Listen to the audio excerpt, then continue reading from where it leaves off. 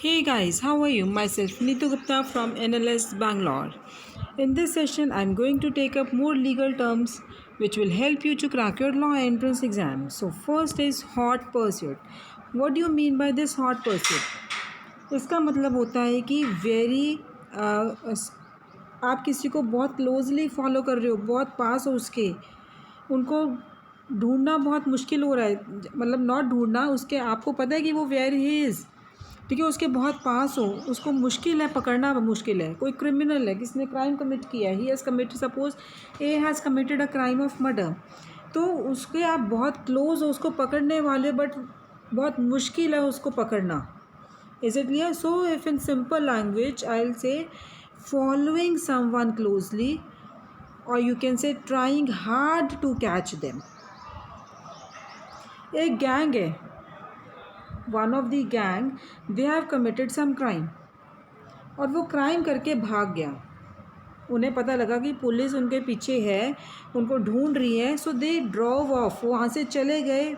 So you can say the gang drove off with the police in hot pursuit. Is it clear?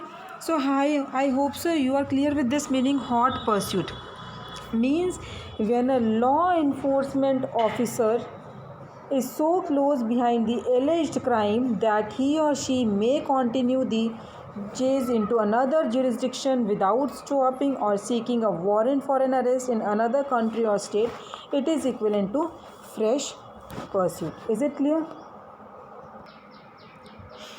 Next is hot pot.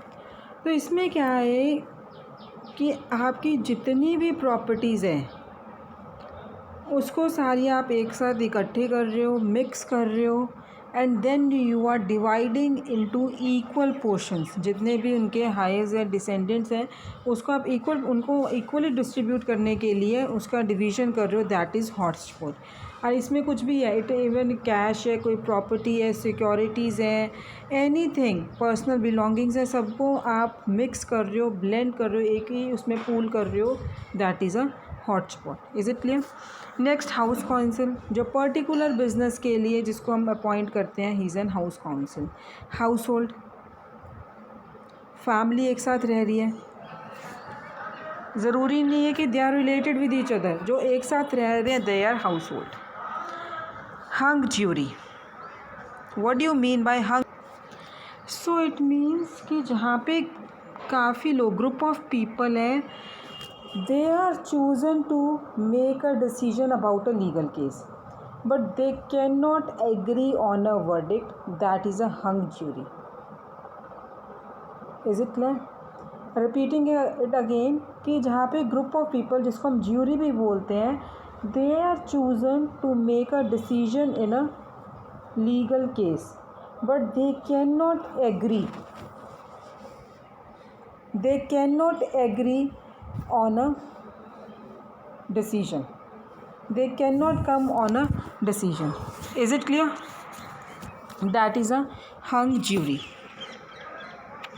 So it is a slang for hopelessly deadlocked jury in a criminal case. Is it clear?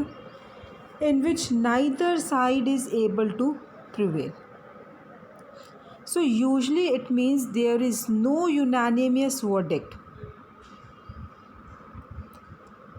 If jury is hung, the trial judge will declare a mistrial. A new trial from scratch with a new jury panel is required. Is it clear? Prosecutor can decide not to retry the case, particularly if a majority of the jury favored acquittal. Hypothecate, इसका मतलब क्या है?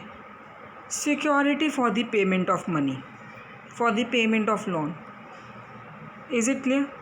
So this is a hypothecate. इसमें mortgage भी आपका include होता है, pledge भी इंक्लूड होता है, बस thing is that here possession is with the owner only.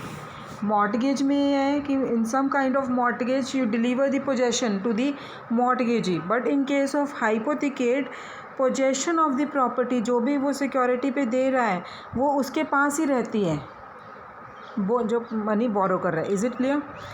Next is I.E. इसका क्या मतलब है? ये किसकी एब्रीविएशन है? दैट इज़ टू से। जब हम कुछ एक्सप्लेन कर रहे हैं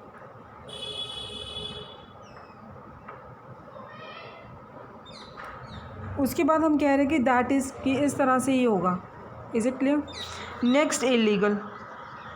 illegal means when you are violating some rules और regulations, it may be a crime also.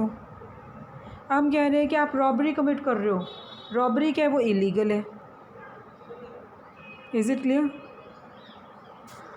चोरी करना, it is illegal. Now next, illegal immigrant who is not a citizen of the country. वो government की permission के बिना या फिर अपने जब उसका वीज़ा का टाइम पीरियड ख़त्म हो गया उसके बाद भी वो कंट्री में रह रहा है, he is a illegal immigrant. Is it clear? Illusory promise, आपने किसी से प्रॉमिस तो किया है but even you know that you will not perform that promise, that is illusory promise. So an agreement to do something that is so indefinite one cannot tell what is to be done or performance is optional because it is not a true agreement. Therefore other party need not perform or pay since he got nothing in what he or she might have thought was a contract. Next, immaterial means which is not very important, जो ज़्यादा important नहीं है। अगर हम evidence कोई evidence दे रहा है किसी केस में, हम कह रहे हैं ये एविडेंस ज़्यादा इम्पॉर्टेंट नहीं है, it is not very much material, it is immaterial agreement. Is it clear? Next, immediately, तभी के तभी।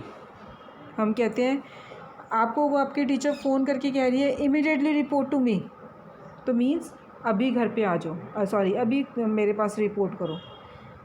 घर से फ़ोन आ रहा है, कहाँ पे हो भाई? अभी घर पे पहुँचो, that is immediately. Next, immunity क्या है? कि जहाँ पे आपको कोई एग्जेम्पशन मिल रही है, कोई आपको पेनल्टी है, कोई पनिशमेंट थी, उससे आपको एग्जेम्पशन मिल रही है, that is immunity. Is it clear? Generally there are 3 kinds of immunities. One is promise not to prosecute for a crime in exchange for information or testimony in a criminal matter. Clear? Public officials में के लिए, then governmental immunity है, last diplomatic immunity. Is it clear? There are 4 immunities. First immunity is कि आपने किसी से promise किया है कि वो आपको crime के लिए prosecute नहीं करेंगे, but in exchange वो आपसे क्या मांग रहे हैं? Information in criminal matter. Is it clear? Second, public officials के regarding protection. Third, governmental immunity. And fourth, diplomatic immunity. Is it clear? Next, impanel. Impanel means कि हमने अभी कोई ज्यूरी सेलेक्ट करनी है, अभी कोई पैनल फॉर्म नहीं हुआ, कोई डिसीजन पे हमने आना है, तो उस डिसीजन पे पहुंचने के लिए we have to appoint a jury, we have to select a jury to appoint members of the group. Impaneling. Next is impaneling. इसका मतलब है कि जो हमने ज्यूरी बनानी है, ग्रुप ऑफ मेंबर्स को अपॉइंट करना है, कौन से? From the list of potential jurors. तो वो स्टेप्स क्या हैं? पहले तो उनके नाम लिखो कौन कौन हैं। Then there should be seating of 12 tentative jurors. Then हर एक juror को सुनो। Is it clear? Then next है judge questions पुटेगा, lawyers पुट करेंगे both the sides. Then challenge of tentative jurors either for the cause or preemptory. Is it clear? Swearing in the jurors who survive this process, that is impaneling. Impeach. Impeach क्या है कि when your behavior you are misbehaving, जैसे हम कहते हैं कि president को impeach कर सकते हैं, नहीं कर सकते हैं, कि उसके ऑफिस से निकाल सकते हैं या नहीं निकाल सकते हैं, तो इम्पीच मीन्स कि अगर conduct is not good, you are misbehaving, then president can be impeached. Is it clear? So see, अब अगर हम विटनेस के उसमें देखें कि विटनेस है, ट्रुथ नहीं के बोल रहा है, वो he is lying, he has not told the truth, जब वो एविडेंस दे रहा है, तो इसमें क्या है, वो to discredit the testimony of a witness, that is impeaching. Is it clear? Next, to charge a public official with a public crime for which the punishment is removal from office, जो भी मैंने आपको example दिया है president का।